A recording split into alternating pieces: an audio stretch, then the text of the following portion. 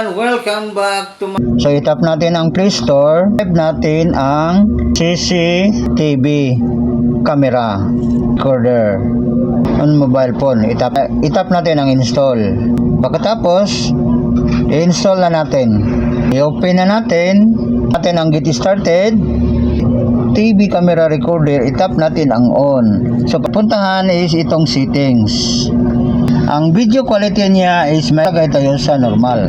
So yung plus, no, hindi natin. Ito naman sa camera, ang real muna. Screen, kailangan no pa rin tayo. Video, no pa rin tayo. Ang show previous, no pa rin. Para nakano lahat. At i-update na natin ito. Video recorder. Kung itap start, yung na-record natin na video. Itap na naman natin